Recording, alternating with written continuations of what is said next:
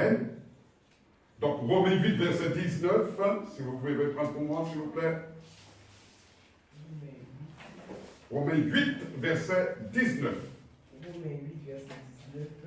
Aussi la création attend-elle avec un ardent désir la révélation des fils de Dieu. Amen.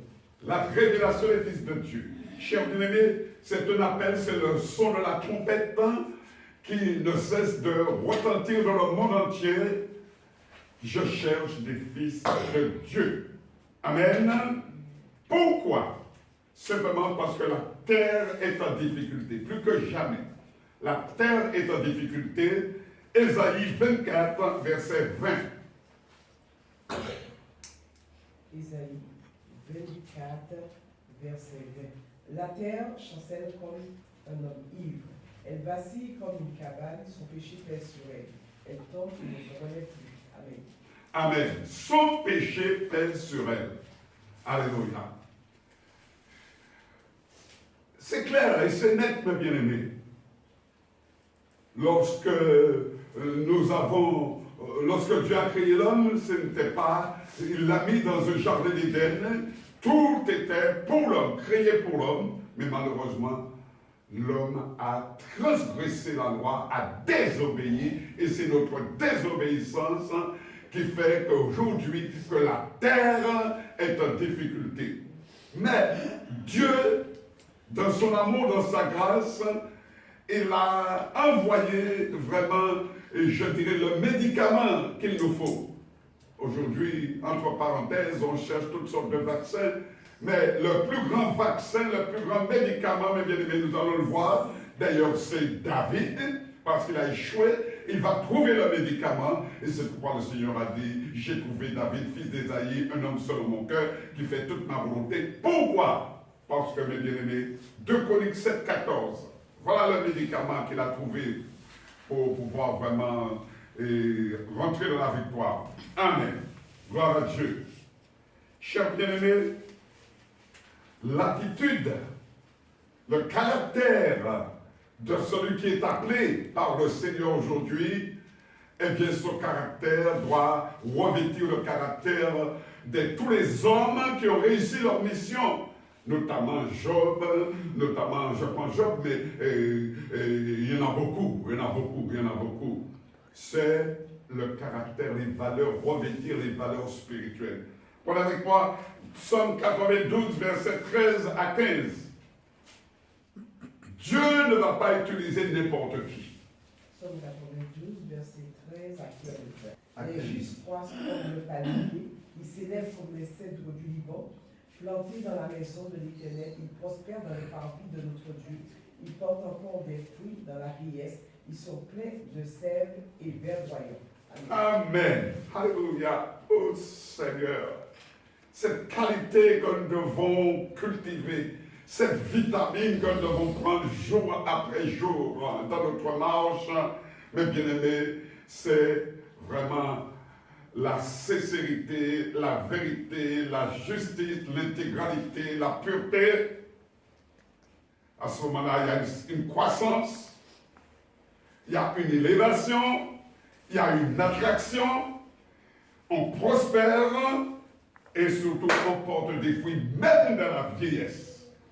Et le Seigneur dit, alléluia, tout est dans la Bible, que cela soit écrit pour la génération future. Psaume 102, verset 19 à 20. La génération future, et que le peuple qui sera créé s'élève l'Éternel, car il regarde du lieu élevé de sa sainteté, du haut des cieux, l'Éternel regarde sur la terre. Amen. Amen. Nous sommes les bien-aimés afin que son peuple recréé glorifie le Seigneur. Le Seigneur, dans sa grâce, mes bien-aimés, a établi une alliance avec nous. Et cette alliance, alléluia, Jésus l'a montré dans verset 37. Jean 7, verset 37. 37-39. Le dernier jour, le grand jour de la fête, Jésus se tenant debout s'écria, si quelqu'un a soif, qu'il vienne à moi et qu'il boive. Celui qui croit en moi, des fleuves de vie couleront de son sein, comme dit l'Écriture. Il dit cela de l'Esprit que devaient recevoir ceux qui croiraient en lui, quand le Saint-Esprit n'avait pas encore été donné, parce que Jésus n'avait pas encore été glorifié. Alors, chers bien-aimés, le peuple recréé, dont parle David dans le psaume 102, versets 19 à 20, il dit que cela soit écrit pour la génération future, même pour les enfants. Aujourd'hui, l'Église, si l'Église n'a pas la puissance du Saint-Esprit, si l'Église n'est pas baptisée du Saint-Esprit, si l'Église, si les fidèles ne marchent pas selon l'Esprit, eh bien, mes bien-aimés, nous allons perdre le combat. Nous pouvons avoir toutes sortes de connaissances, d'intelligence, tout ce que vous voulez. L'église peut être remplie, il y a de l'argent et tout. Tout cela, c'est Amen. Tout cela, c'est vraiment zéro, mes bien-aimés. Nous allons voir comment la stratégie de Dieu pour faire prendre conscience, pour nous faire prendre conscience de nos mauvaises actions. Car aujourd'hui, l'Église devrait déjà rentrer, mes bien-aimés, dans sa victoire. Il n'est pas normal, par exemple, qu'un grand pays comme l'Amérique puisse passer par cette épreuve terrible qui sera dans les annales. Donc, aujourd'hui, le Seigneur se lève, il utilise une stratégie pour nous faire prendre conscience de nos mauvaises actions. Et cet homme qu'il avait choisi, David, qui a, simplement parce que son regard s'est éloigné de Dieu, son cœur, à un moment donné, s'est éloigné de Dieu. Tout cela encore le diable. Eh bien, il a passé une épreuve terrible, mes bien-aimés. Amen. Et la stratégie de Dieu, c'est d'envoyer un prophète. Il va envoyer un prophète. Et qui va illustrer la chose par une histoire. Et pour faire prendre conscience à David de ses mauvaises actions. Et à cause de la mauvaise action, nous allons voir que Dieu n'a pas été obligé de sévir. 2 Samuel 12, verset 1. L'Éternel envoya Nathan vers David, et David vint à lui et lui dit, il y avait dans une ville 2 hommes. Amen. L'un était riche et l'autre pauvre. Amen. Je continue. Le riche avait des brebis et des bœufs entrés en eau. Le pauvre n'avait rien du tout qu'une petite brebis qu'il avait achetée. Amen. On peut s'arrêter là, chers bien-aimés. C'est une histoire très intéressante. Où le prophète lui a dit à David, un roi, hein, c'est un roi qui a une autorité. Figure-toi que cet homme qui avait la petite brebis, eh bien, on lui a volé la brebis. On a tué sa brebis. Alors, David s'enflamme de colère en disant, non, ce n'est pas possible ça. Je vais faire justice. Et le Seigneur lui dit, et Nathan, le prophète, lui dit, mais c'est de toi que je parle. J'imagine Nathan, j'imagine David, mes bien-aimés. Il a dû vraiment s'écouler. Et le prophète continue à lui dire le pourquoi. Alléluia. Le prophète fait connaître la gravité du péché en déclarant, verset 14, parce que tu as fait blasphémer les ennemis de l'Éternel en commettant cette action, le fils qui t'est né mourra. Alléluia. Cher bien-aimé, le péché ne passera pas. Alléluia. Parce que le péché fait blasphémer les ennemis de Dieu. Oui, soit disant qu'elle est chrétienne, soit disant qu'il est chrétien. Regardez un petit peu ses actions, regardez, etc. Et tout. Et on fait blasphémer le nom de l'Éternel. Le Seigneur n'a pas accepté. Mais mes bien-aimés, tout de suite, je rends grâce à Dieu. David a eu une action. Il n'a pas contesté. Il a reconnu. Il a demandé pardon. Verset 13, 2 Samuel 12, verset 13. 2 Samuel 12, verset 13. David dit à Nathan, j'ai péché contre l'Éternel. Et Nathan dit à David, l'Éternel pardonne ton péché. Tu ne mourras point. Amen. Amen. Toi, tu ne vas pas mourir, mais le Seigneur a déclenché alléluia, une action, un jugement. Et heureusement encore que David était fort parce que beaucoup auraient perdu la tête dans ce jugement-là. Parce que tu as fait des choses en secret, mais moi, alléluia, je le ferai au grand jour. Chers bien-aimés, nous sommes en train de parler d'élévation, nous sommes en train de parler d'attraction, mais il y a des actions dégradantes qui nous rabaissent et nous ramènera à un niveau inférieur. C'est-à-dire que nous n'aurons pas de victoire. Nous n'allons pas réussir dans nos projets si, mes bien-aimés, nous gardons, je dirais, si nous restons sur notre position. Lorsque nous voulons vraiment travailler avec le Seigneur, nous voulons plaire à Dieu, eh bien, il faut que nous ayons, mes bien-aimés, alléluia, un certain caractère. La justice. Amen. Chers bien-aimés, je voudrais vous dire que le péché, d'une manière générale, le péché nous maintiendra dans l'effondrement. Plus nous allons nous plaire dans le péché, plus nous allons descendre, plus nous allons être malades, plus nous aurons des difficultés, plus le diable va nous enchaîner. Nous serons liés.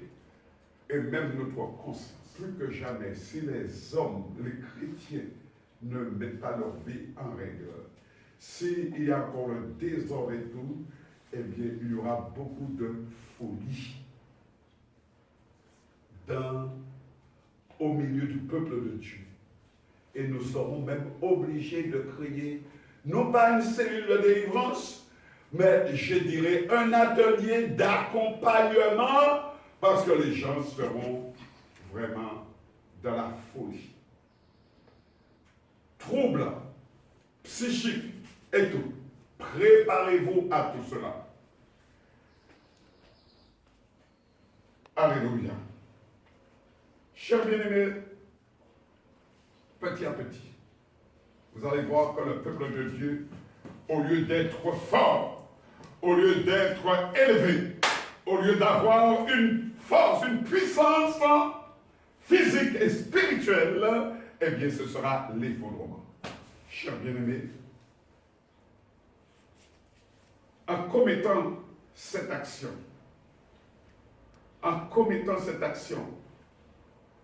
c'est ce que le prophète Nathan a dit à David. En commettant cette action, tu as fait blasphémer les ennemis de l'Éternel. Alléluia. Prenez avec moi Néhémie 5, verset 9 et je vais terminer. Puis je dis, ce que vous faites n'est pas bien. Ne devriez-vous pas marcher dans la crainte de notre Dieu pour n'être pas insultés par les nations de nos ennemis? Amen. Prenez encore avec moi Matthieu 18, verset 7. Matthieu 18, verset 7. Amen. Matthieu 18, verset 7. Malheur au monde à cause des scandales, car il est nécessaire qu'il arrive des scandales. Mais malheur à l'homme par qui le scandale arrive. Amen. C'est un avertissement de Dieu. Donc, chers bien-aimés, de plus en plus, nous voyons que le nom de Dieu est blasphémé. Parmi les païens, ce ne sont pas eux qui blasphèment, mais c'est nous les chrétiens, les bien-aimés, qui blasphémons le nom de Dieu parmi les païens. Parce que nous sommes hors de la parole. Nous ne voulons pas obéir. L'obéissance vaut mieux que tous les sacrifices. Le Seigneur a dit de ne pas faire cela. Ne le faites pas. Criez à Dieu, il n'y a pas assez. Vous savez, si on a un problème avec, comme David d'ailleurs, il l'a dit, avant de m'humilier, eh bien, je m'égarais. Aujourd'hui, plus que jamais, c'est un cri pour la prière et pour le jeûne. Si vous ne jeûnez pas, si vous ne priez pas, vous ne serez pas enlever, mes bien-aimés. C'est sûr, parce que le diable, il a des stratégies très puissantes, mes bien-aimés. En même temps, si on n'est pas guidé, si on n'est pas vraiment accompagné par les anges de Dieu et par Dieu lui-même, eh bien, nous ne réussirons pas parce que notre chair est déjà vraiment imprégnée de toutes les forces diaboliques. Et pour terminer, je dirais simplement, chers bien-aimés, oh Dieu!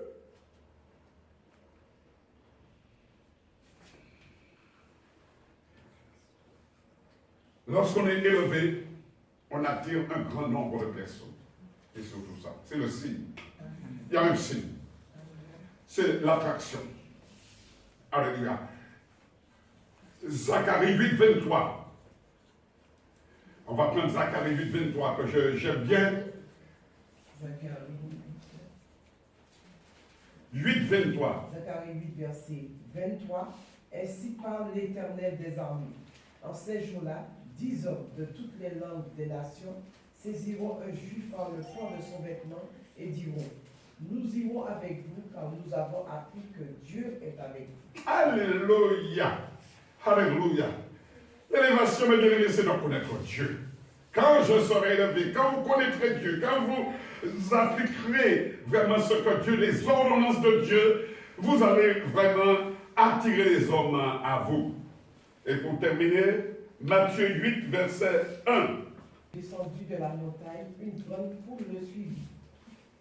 Amen. Et Amen. un lépreux s'étant assis. Oui, tu peux y aller. Et voici un lépreux s'étant approché, se prosterna devant lui et dit: Seigneur, si tu le veux, tu peux me rendre pur. Amen. Je dirais que c'est un message que les hommes n'aiment pas entendre. Parce qu'il y a tellement, pardonnez-moi, il y a tellement de puanteurs qui montent devant le trône de Dieu. Et Dieu rejette notre adoration. Dieu rejette nos sacrifices. Parce qu'il faut commencer par le commencement. Mais, ça me vient à l'esprit, là, maintenant. Mais le Seigneur dit: jouez la victoire. Mon peuple aura la victoire. Alléluia. Apocalypse 8, versets 1 à 6. Apocalypse 8, verset 1 à 6. Quand il ouvrit le 7e sceau, il mit dans le ciel un silence d'environ une demi-heure. Et je vis les 7 anges qui se tiennent devant Dieu, et 7 trompettes leur furent données. Et un autre ange vint et se tint sur l'autel ayant un encensoir d'or. On lui donna beaucoup de parfums afin qu'il les offrît avec les prières de tous les saints sur l'autel d'or qui est devant le trône. La fumée des parfums monta avec les prières des saints de la main de l'ange devant Dieu. Et l'ange prit l'encensoir, le remplit du feu de l'autel et le jeta sur la terre. Il y eut des voix, des tonnerres, des éclairs et un tremblement de terre.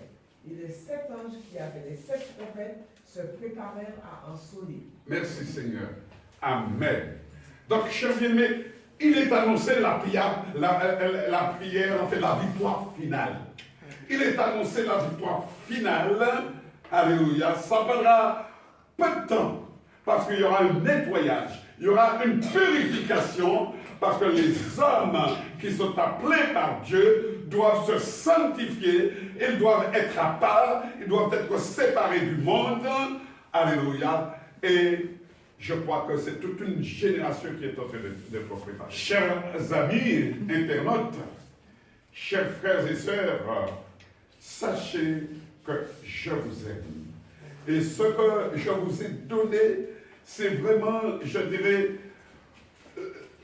toute la vie, tout ce que j'ai dans le cœur, parce que je veux vous voir réussir. Je veux que vous réussissiez. Nous ne devons pas être